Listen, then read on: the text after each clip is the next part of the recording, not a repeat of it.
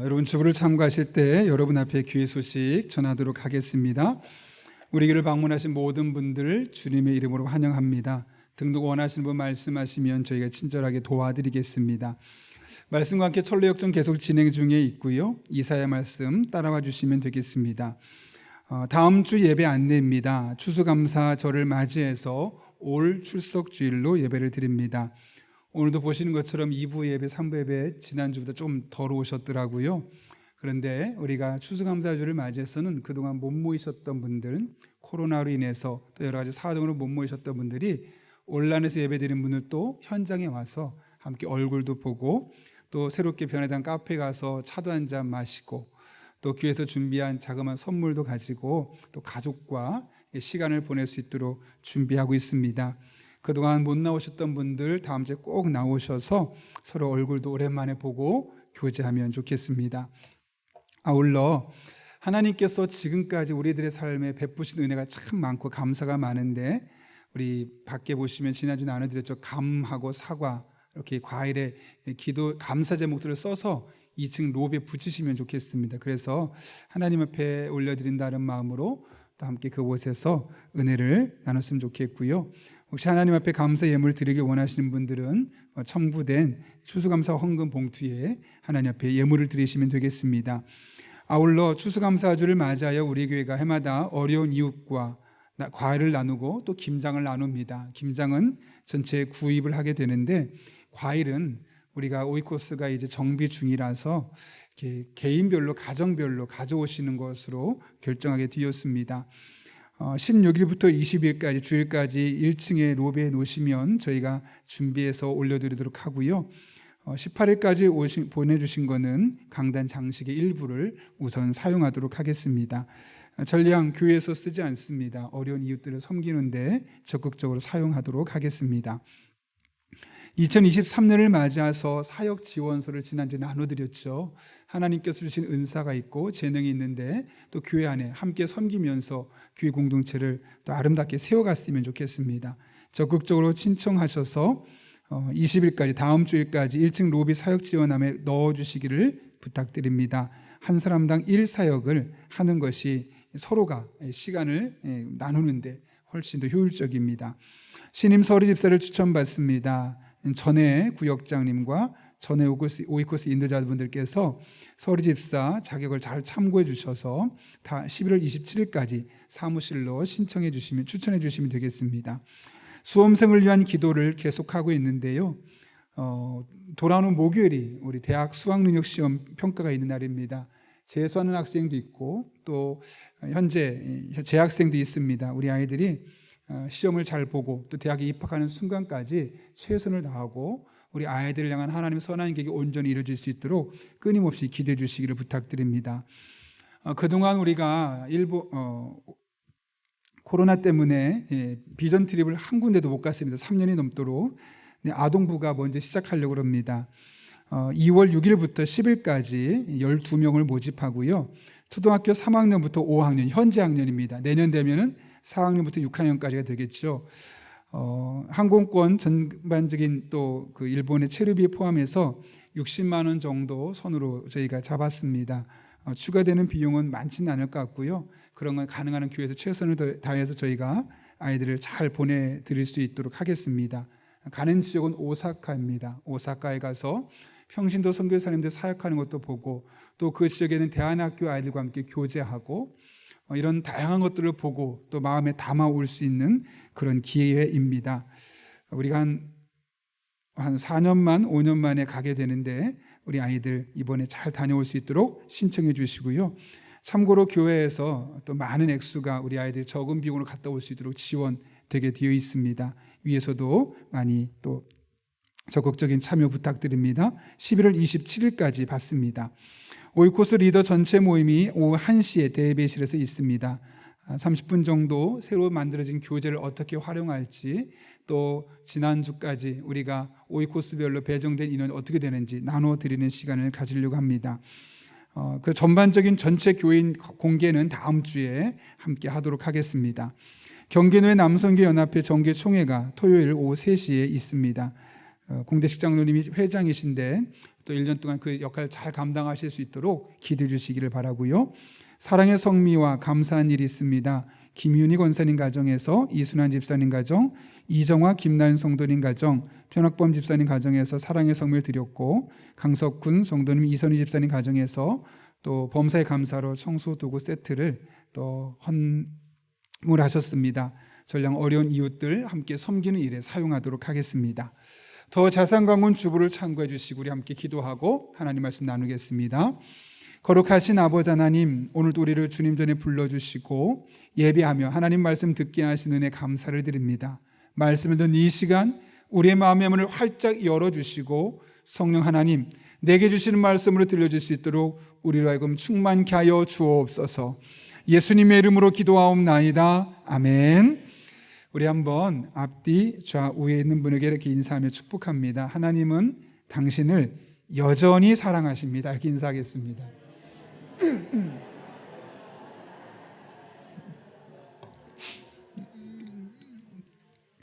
네, 미국에 루즈벨트란 이름의 대통령이 2명이 있다고 그랬죠.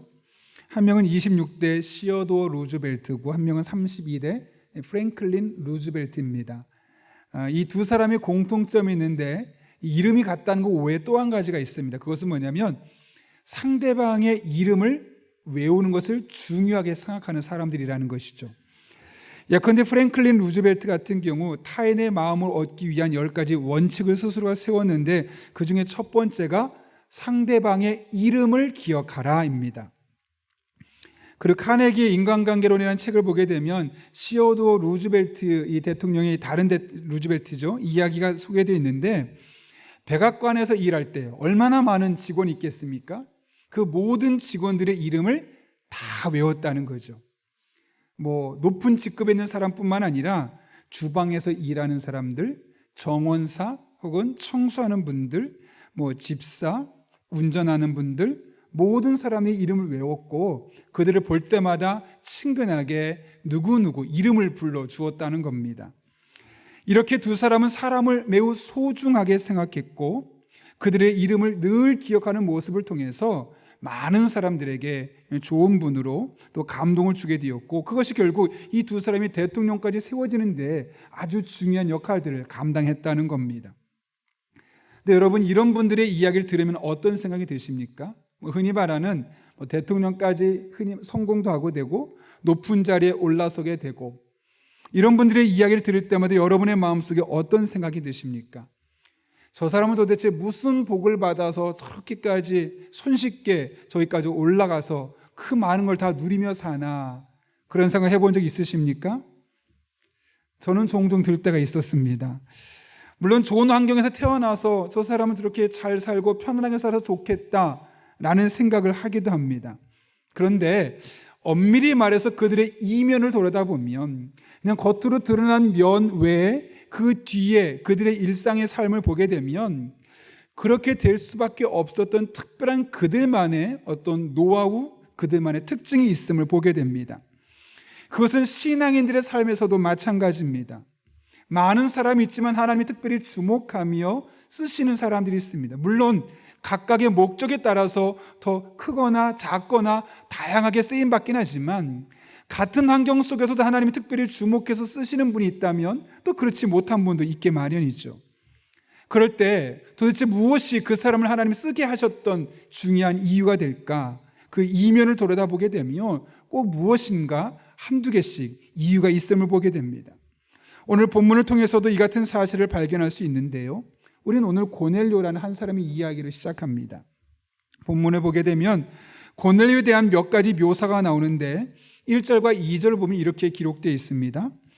가이사랴에 고넬료라는 사람이 있으니 이달리아 부대라는 군대 백부장이라 그가 경건하여 온 집안과 더불어 하나님을 경외하며 백성을 많이 구제하고 하나님께 항상 기도하더니.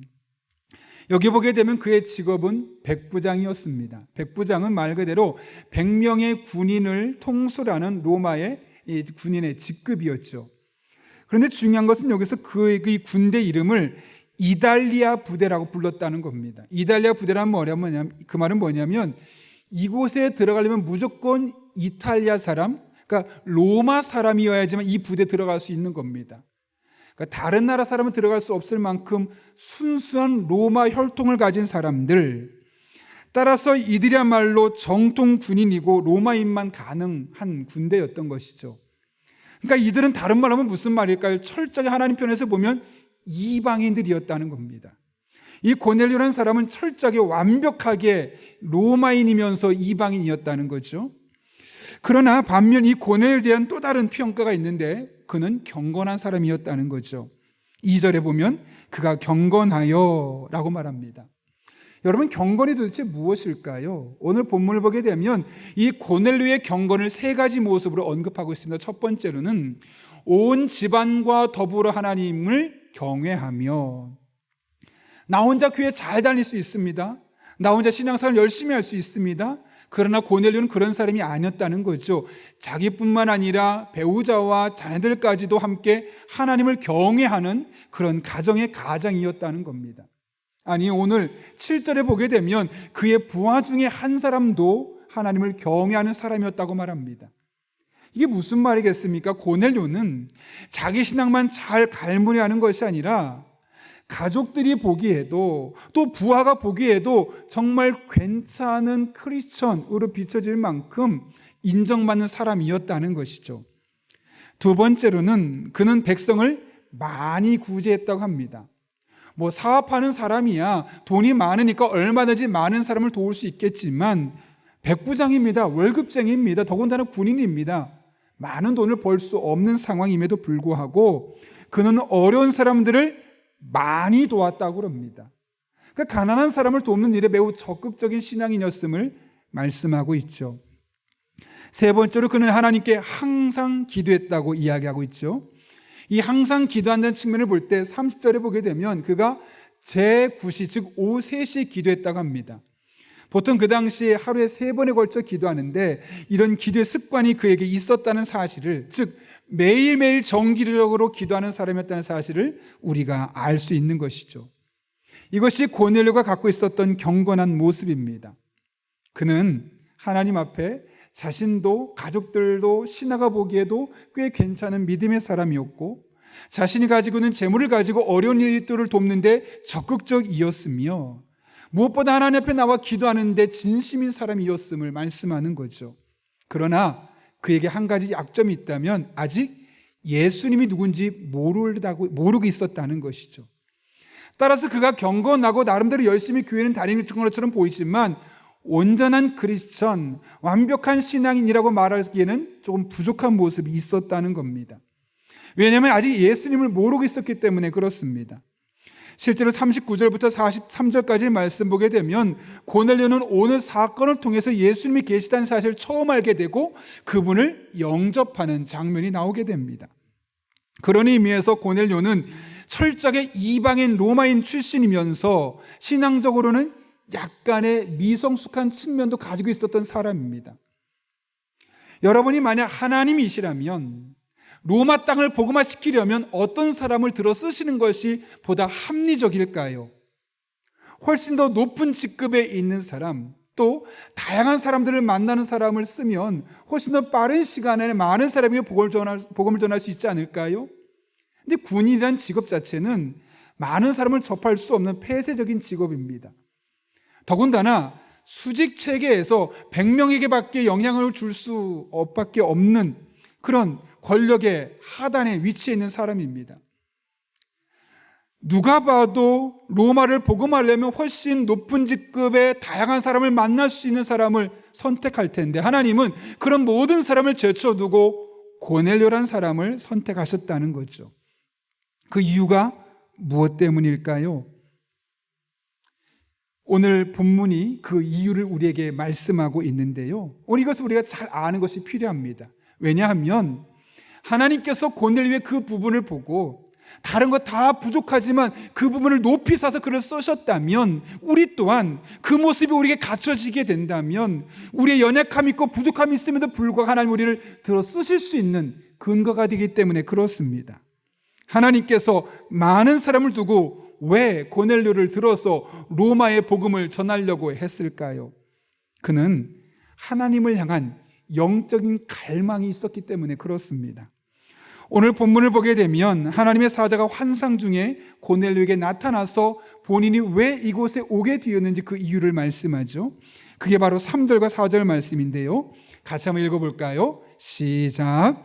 하루는 제9시쯤 되어 환상 중에 밝히 보매 하나님의 사자가 들어와 이르되 고넬료야 하니 고넬료가 주목하여 보고 두려워 이르되 주여 무슨 일이니이까? 천사가 이르되 내 기도와 구제가 하나님 앞에 상달되어 기억하신 바가 되었으니 아멘. 천사가 왜 고넬료를 찾아왔습니까? 너의 기도와 구제가 하나님께 상달되었다. 이 상달되다는 단어가 아베네산이라는 단어인데요. 원래는 구약 성경에 보게 되면 5가지 제사가 있거든요. 그 중에 번제가 있습니다. 그것을 히브리어로 올라라고 그러는데 제물이 향기롭게 하나님께 올라간다는 뜻을 갖고 있습니다. 여기서 지금 상달된다는 말이 바로 그 올라라는 단어가 어근입니다. 이게 무슨 말일까요? 그러면 지금 고넬료가 평상시에 기도했던 것들, 또 어려운 이웃들을 도왔던 것들이 하나님께 향기로운 제물로 올라가서 하나님이 그것을 흡족해 하셨다는 거죠. 그리고 나서 그 기도에 대한 응답으로 지금 천사를 보내셔서 앞으로 고넬료가 무엇을 해야 할지를 가르쳐주고 있는 장면이 오늘 우리가 읽은 이 10장의 말씀이라는 겁니다. 여러분, 하나님께서 고넬료의 기도와 구제를 향기롭게 받으셨습니다. 도대체 어떤 기도였고 어떤 마음으로 구제를 했기에 하나님께서 그의 기도를, 그의 구제를 향기롭게 받으시고 오늘 본문처럼 응답하셨을까요? 사실 오늘 우리가 읽은 1절부터 8절까지는 이 이유가 나오지 않지만 이어지는 말씀을 보게 되면 고넬료의 태도를 통해서 하나님께서 고넬료의 태도를 통해서 고넬료가 어떤 마음으로 기도했는지를 알 수 있습니다. 뒤에 보시면 하나님께서 천사를 통해서 베드로와 고넬료를 만나게 하십니다. 그때 고넬료가 한 가지 고백을 하죠. 33절인데요. 내가 곧 당신에게 사람을 보내었는데 오셨으니 잘하였나이다. 이제 우리는 주께서 당신에게 명하신 모든 것을 듣고자 하여 다 하나님 앞에 있나이다. 하나님께서 당신에게 명령하신 그 모든 것을 다 듣고 싶습니다. 이게 무슨 말이겠습니까? 고넬료가 평상시 하나님께 무엇을 꼭 기도했다는 걸까요? 하나님, 저 하나님 조금 더 알고 싶어요. 조금 더 깊게 경험하고 싶어요. 제가 지금까지 나름대로 열심히 신앙생활을 해왔지만 아직 모르는 게 너무나 많아요. 하나님을 조금 더 제가 깊이 영적으로 충만하게 알고 싶어요. 늘 이런 기도를 했었다는 것이고 하나님 그 기도에 대한 응답으로 찾아오셔서 지금 응답의 결과가 베드로에게 이런 요청을 하고 있다는 것이죠. 여러분, 고넬료는 규칙적으로 매일 기도하는 사람이었습니다. 중요한 것은 그가 얼마나 오랫동안 날마다 했느냐가 아니라 무슨 내용을 가지고 기도했느냐죠. 그의 기도는 더 잘 먹게 해주세요, 더 잘 살게 해주세요, 저의 나중에 더 편안한 삶이 되게 해주세요가 한정되어 있지 않았습니다. 오히려 이런 것들보다 그의 기도의 중심을 차지했던 것은 하나님, 저 정말 하나님 더 깊이 알고 싶어요. 예수님 잘 믿으면 그 안에 기쁨이 있다면서요, 평안이 있다면서요, 즐거움이 있다면서요, 예배 드릴 때 감동이 있다면서요, 찬양하다 눈물도 난다면서요. 저 아직 경험해보지 못했는데 저 그런 하나님 경험하고 싶어요. 고넬료의 기도를 좀 더 구체적으로 설명하면 이런 기도 아니었을까요?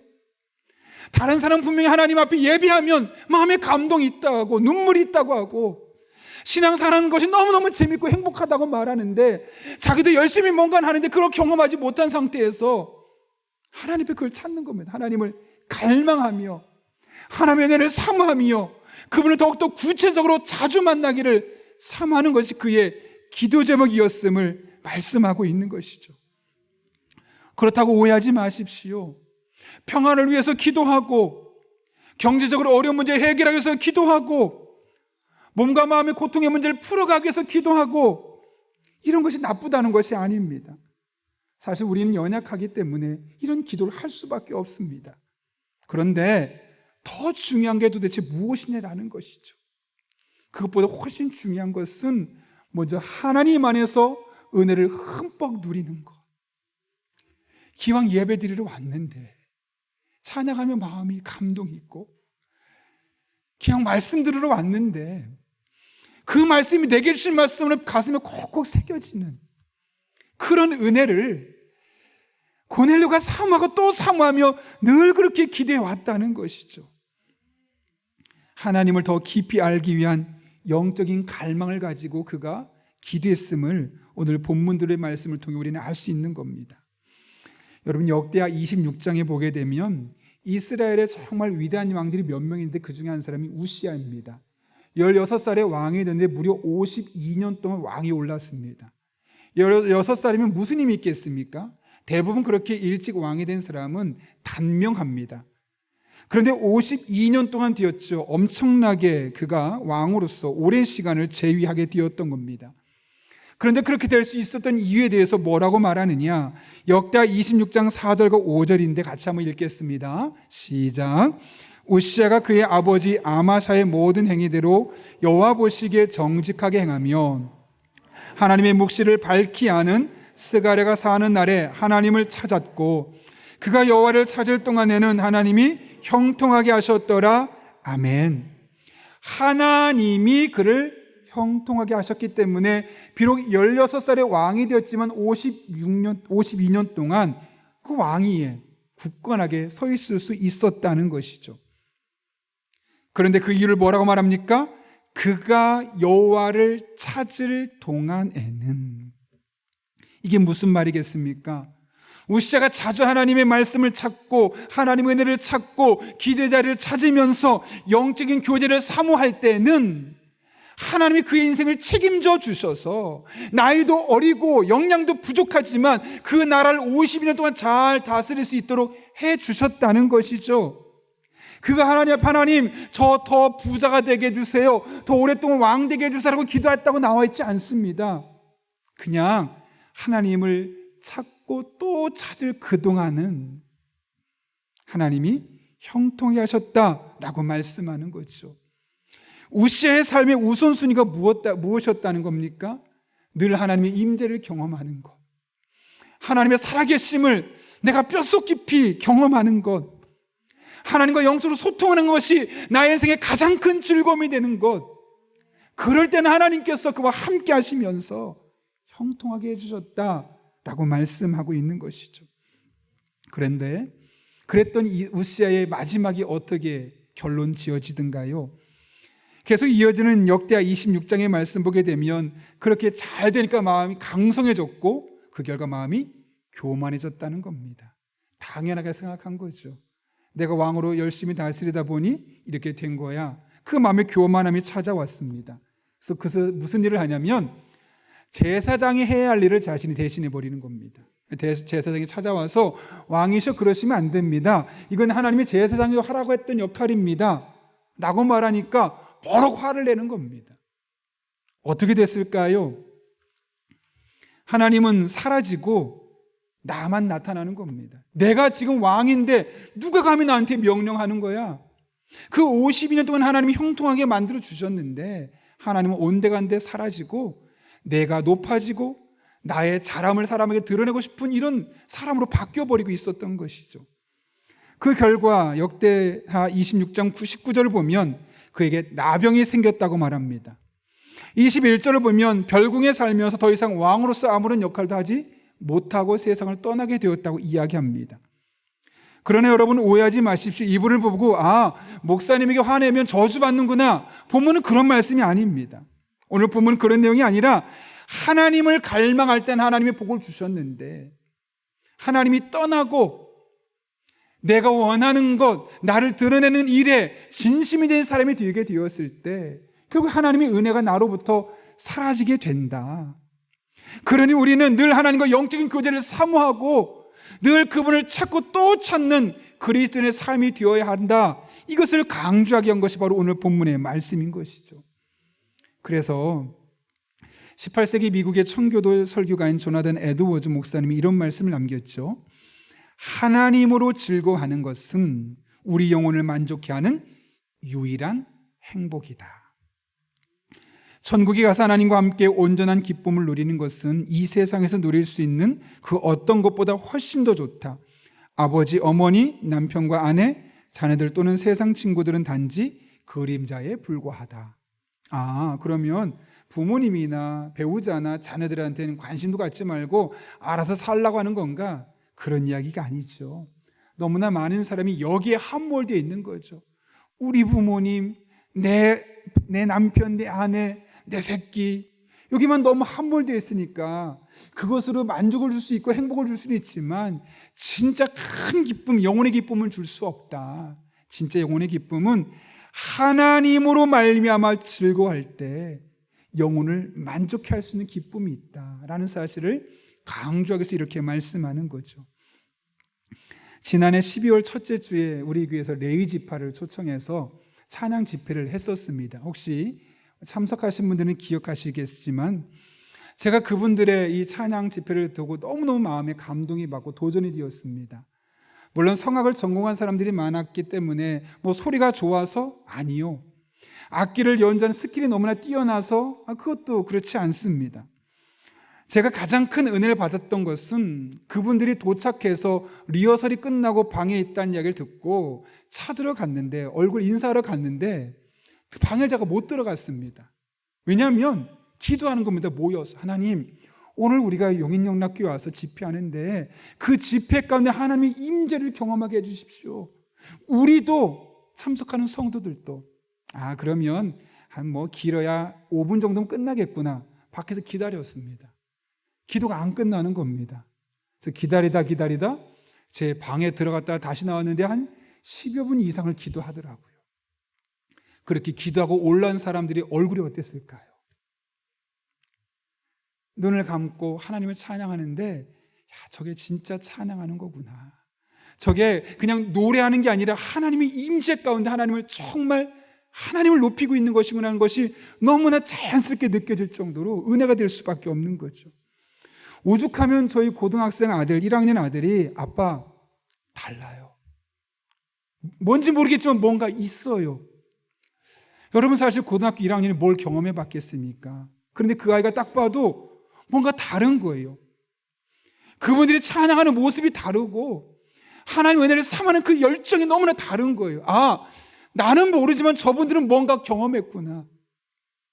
그걸 알고 아빠 달라요. 뭔가 있어요. 제가 너무너무 고마워서 내려갔는데 또 기도하고 있는 거예요. 하나님, 우리 교회에서, 이 교회에서 우리 은혜 가운데 찬양할 수 있게 해주셔서 너무너무 감사합니다. 너무너무 고마워서 제가 따로 가시면서 10명 되는데 커피 사드시라고 제가 돈을 드릴 정도로 큰 은혜를 받았던 경험이 있습니다. 그러면서 제 마음에 하나님 그런 마음을 주셨어요. 하나님, 우리 교회도 저렇게 되게 해주세요. 성도님들이 예배 드릴 때마다, 찬양할 때마다 그냥 입으로 노래하지 않게 해주시고 정말 하나님을 갈망하는 마음으로, 정말 하나님 만나기를 사모하는 마음으로 찬양하고 예배에 임할 수 있게 도와주셔서 모든 예배가 하나님을 깊이 만나고, 그래서 그 예배를 드리고 나면 마음에 답답한 것도 풀리고 앞날이 깜깜하지만 그 미래를 믿음으로 바라볼 수 있는 그런 예배, 그런 성도 될 수 있게 해주세요. 그렇게 기도했던 적이 있습니다. 여러분, 여러분의 삶에 그런 은혜가 날마다 경험될 수 있기를 바랍니다. 그러려면 하나님을 갈망하십시오. 하나님의 은혜를 사모하십시오. 그냥 예배 자리에 와서 자리만 데피고 가는 것이 아니라 예배 드리러 왔는데, 분명히 하나님 만나면 좋다고 하는데, 예배에 은혜가 있다고 하는데 나도 그 하나님 만날 수 있게 해달라고, 그 은혜를 경험할 수 있게 해달라고 사모하는 마음으로 목마른 사슴 시냇물을 찾듯 갈급한 심령으로 그렇게 주님 앞에 나오는 여러분 한 분 한 분 될 수 있기를 바랍니다. 하나님께서 여러분을 만나 주실 것입니다. 하나님께서 여러분 한 분 한 분의 인생을, 우시의 인생을 돌보셨던 것처럼 돌봐주시고 하나님이 잘되게 하여 주실 것입니다. 날마다 이런 은혜를 경험하는 저와 여러분 될 수 있기를 예수님의 이름으로 축원합니다. 고넬료는 이방인이었습니다. 신앙도를 아직 완전하지 못했습니다. 그럼에도 불구하고 하나님은 고넬료를 통해서 일하셨죠. 어떤 방법으로 일하셨습니까? 하나님을 더 깊이 알고 싶었고 제대로 알고 싶었던 고넬료가 늘 기도하는 삶을 살았을 때 하나님이 선생을 보내셨습니다. 응답해 주셨죠. 그런데 그 일을 어떻게 풀어가고 계신가? 5절 보면 이렇게 되어 있습니다. 내가 지금 사람들을 요바에 보내어 베드로라 하는 시몬을 청하라. 6절 그는 무두장의 시몬의 집에 유숙하니 그 집은 해변에 있다 하더라. 여러분, 이게 무슨 말일까요?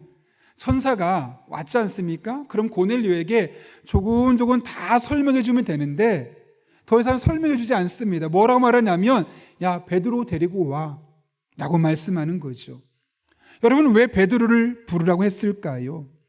사실 고넬료에게 천사가 직접 말해주면 얼마나 큰 감동이었겠습니까?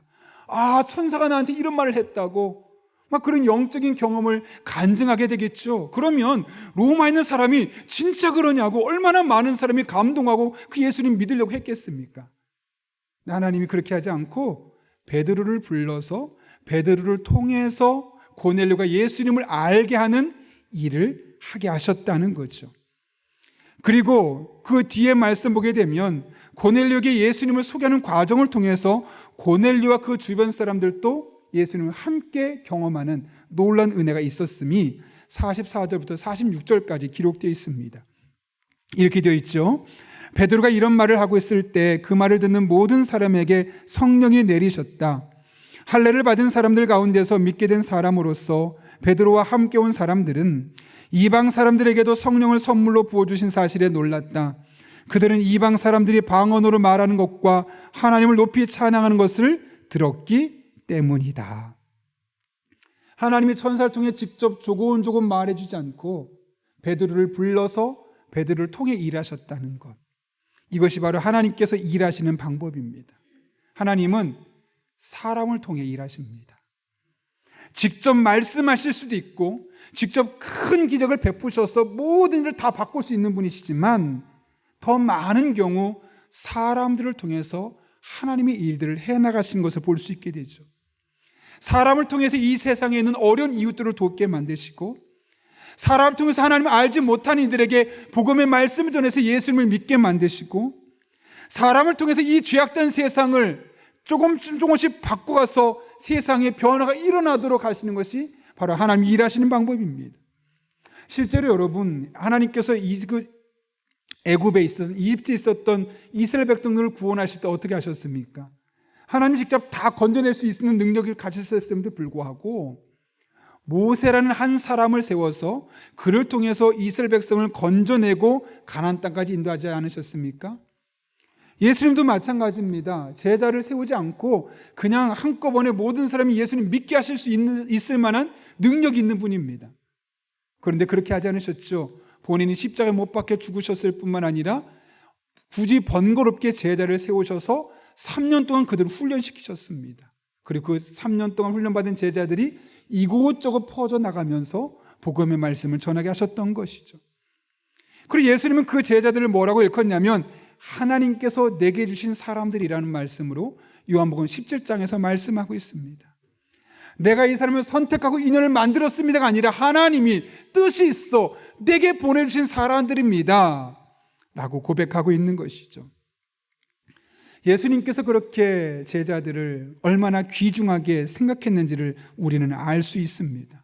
따라서 예수님의 제자가 되기를 원하는 분들은 우리 또한 사람들을 바라볼 때 하나님이 쓰시는 사람이라는 관점으로 바라보고 한 사람 한 사람을 소중하게 바라볼 수 있어야 합니다.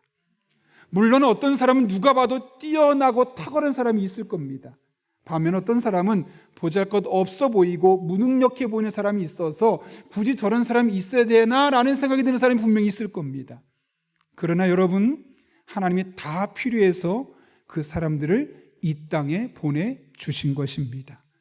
잘난 사람은 잘난 나름대로 하나님이 하실 일이 있어서 이 땅에 있게 하신 것이고 부족하고 연약한 사람은 그들을 통해 하실 일이 있기 때문에 하나님이 이 세상에 그들을 남겨두신 것이죠. 그러므로 여러분, 교회에서 만나는 분들 하나님께서 여러분 한 분 한 분에게 보내주신 분으로 생각하고 그분들을 섬기고 그분들을 소중히 여기고 그분들과의 만남의 복을 누려가는 여러분 될 수 있기를 바랍니다. 최근에 이태원 참사로 156명의 사람들이 안타까운 목숨을 잃었습니다. 원인이 무엇이고 다시 그런 일이 일어나지 않기 위해서는 어떻게 해야 되는가? 목사 한 사람으로서 또 다른 영적인 책임감을 느껴서 여러 가지 기사를 보고 또 영상도 보았습니다. 그러던 중에 서울에서 이태원 참사로 제자를 잃은 한 목회자의 인터뷰 글을 보게 되었습니다. 교회에서 사역을 하고 있는데 그 39살 부목사님에게 갑자기 연락이 왔습니다.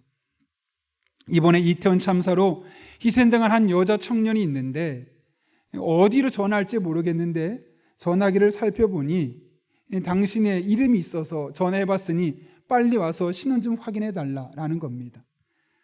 너무 놀라서 급하게 달려갔는데 아니나 다를까 그 목사님이 아는 청년이었습니다. 그 청년은 3년 전쯤에 전도가 되어서 교회에 와서 열심히 신앙생활하던 청년입니다.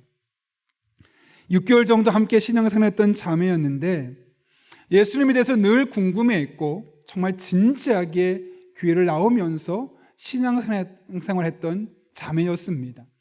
근데 6개월쯤 되었을 때 남자친구가 생긴 겁니다.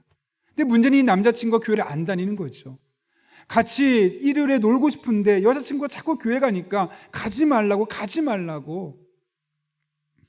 그러니까 여자친구 어떻게 할까요? 20살 20대 남자친구가 얼마나 소중한 존재였겠습니까? 알았어. 교회 한 번 빠지고 2번 빠지고. 사실 아직 믿음이 연약한 상황 아니겠습니까? 6개월밖에 안 됐으니까요. 그렇게 한 번, 2번 빠지다 보니까 어느 날부터 교회를 안 다니고 있는 자신의 모습이 보이는 겁니다. 결국 그녀는 6개월 뒤에 남자친구가 생기고 난 뒤부터 교회를 다니지 않게 되었습니다. 그리고 나서 이런 이태원에서 있었던 참사에 세상을 떠나게 되었던 것이죠. 오해하지 마십시오. 교회를 안 다녔기 때문에 이런 심판을 당했다, 그렇게 해석해서는 안 되는 겁니다. 제가 지금 말하고 싶었던 것은 그런 것이 아니라 이 목사님이 그 아이가 세상 떠나고 난 뒤에 가졌던 자책감 때문입니다.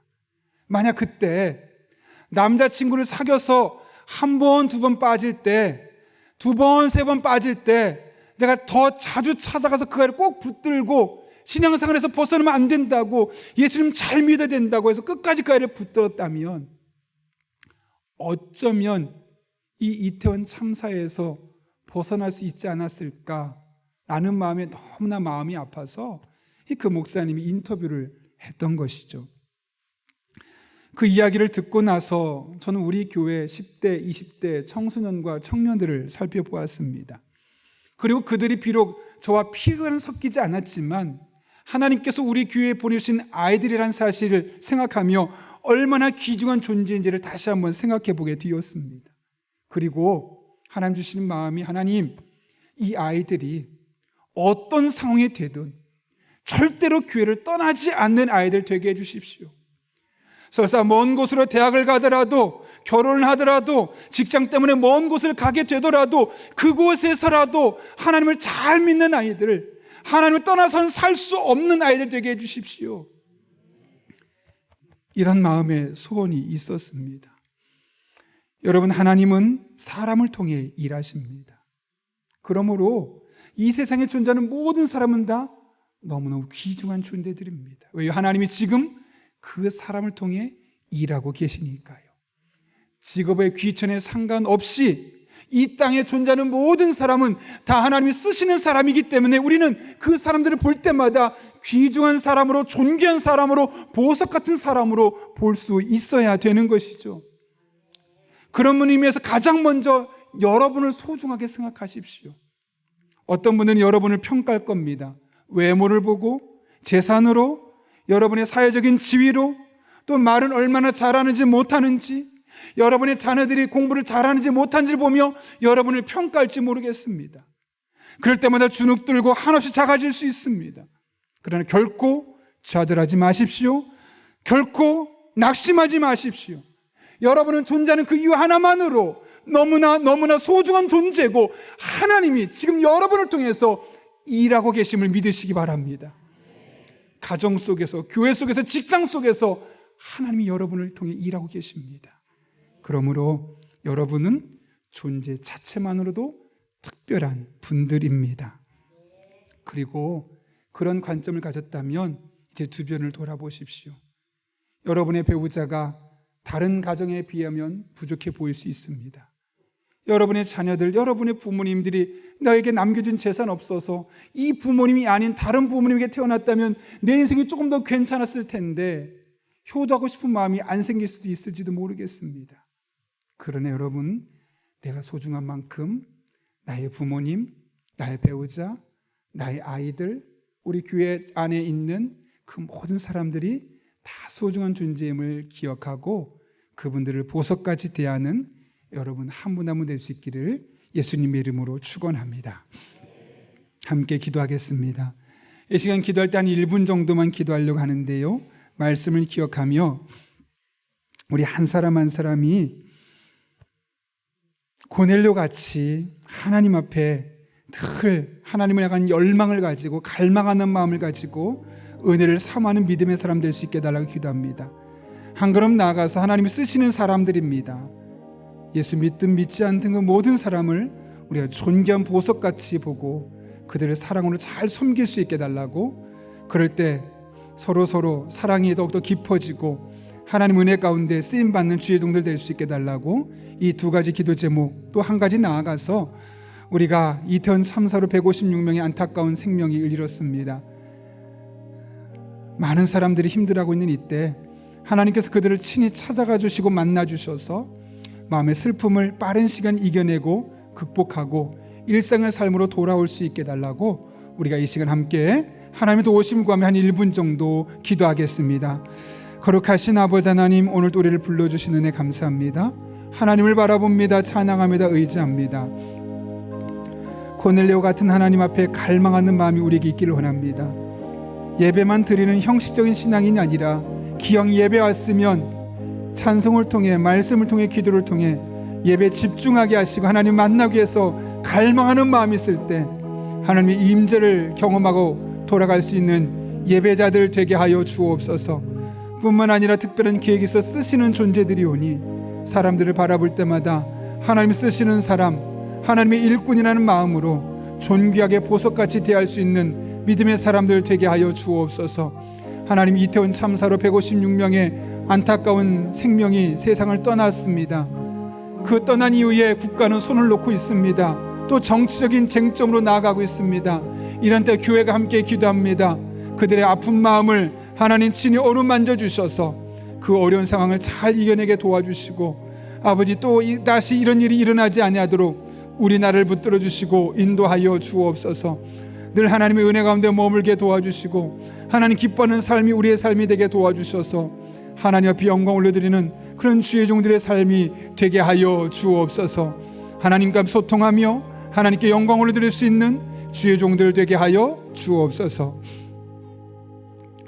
거룩하신 아버지 하나님, 오늘도 우리를 불러주신 은혜 감사합니다. 하나님의 말씀을 붙들고 나아갑니다. 하나님을 향한 영적인 갈망이 우리 안에 늘 샘솟게 도와주셔서 예배 때마다 하나님의 임재를 경험하고 돌아가는 예배자 되게 하여 주옵소서. 살아있는 모든 존재가 존귀한 자들이 오니 우리가 이 세상 기준으로 사람 바라보지 않게 하시고 하나님의 눈으로 서로 바라보며 서로 사랑하고 섬기고 보석같이 소중하게 여기게 하여 주옵소서. 이태원 참사로 156명의 많은 안타까운 생명이 세상을 떠났습니다. 그 유가족들, 지인들이 많이 아파하고 있습니다. 하나님, 우리가 다 위로해 줄 수 없지만 하나님이 직접 일일이 찾아주시고 그들의 마음을 위로하여 주옵소서. 예수님의 이름으로 기도하옵나이다. 아멘.